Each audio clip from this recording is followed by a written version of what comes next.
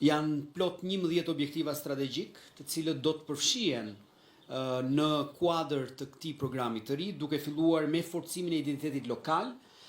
Ky program në këtë kuadër do të fokusohet në ndërtimin e muzeve lokal, të cilët do të jenë fokusuar në identitetin që kanë zonat caktuara të Shqipërisë, aq më shumë duke marrë në konsiderat zhvillimin që tashmë sektori i turizmit ka, por në njëjtën kohë për të krijuar dhe për të forcuar dhe më tej identitetin lokal që ne kemi në territor. Përmirësimi i funksionalitetit dhe aksesit në zonat urbane.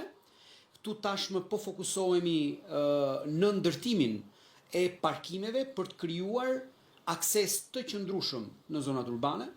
Janë tashmë evidentuar plot 160.000 metra katror sipërfaqe në 12 bashki, të cilat kanë një potencial deri në 15.000 poste parkimi. Jemi fokusuar në bashkitë që kanë jo thjesht intensitet urban të theksuar, por mbi të gjitha dhe flukse turistike të konsiderueshme, duke marrë parasysh ritmin e rritjes së sektorit turizmit gjatë viteve të fundit.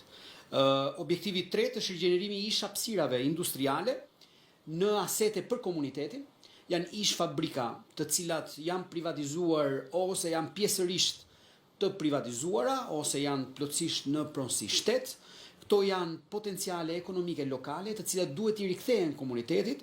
Në fokus do të jenë patjetër shërbime parësore që i vinë në ndihmë komunitetit, duke filluar me ambiente sportive apo zona rekreative, por në njëjtën kohë duke parë me himtësi dhe zhvillimin ekonomik lokal, sidomos duke orientuar nëpërmjet startupeve të reja, të cilat mund të përdorin këto asete.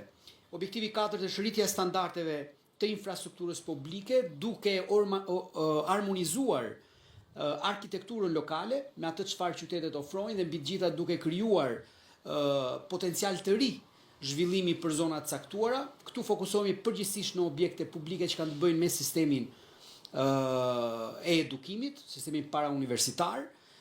Jemi duke punuar ngushësisht me një skuadër gjerë arkitektësh, vendas dhe të huaj, të cilët do të vinë në ndihmë bashkive me projekte pro bono për të krijuar mundësinë e tyre për të pasur projekte që realisht sjellin një vlerë të shtuar në territor.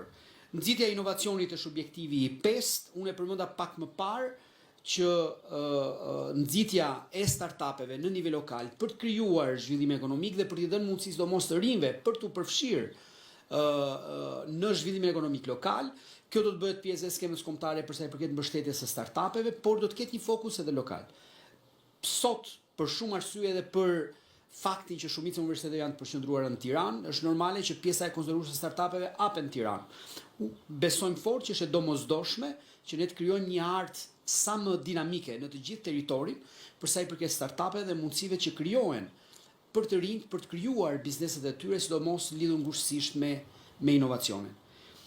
Objektivi 6 është përmirësimi i mjedisit urban përmes mbulimit plot territorit për menaxhimin e mbetjeve, por jo vetëm.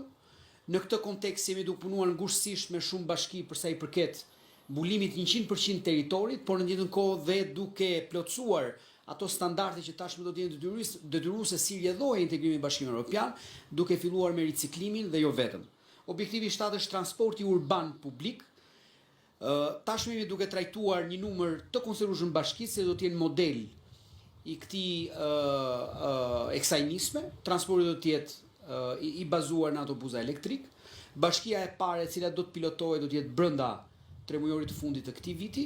Kjo do të jetë një mundësi transformimi rrënjësore për këtë shërbim në nivel lokal.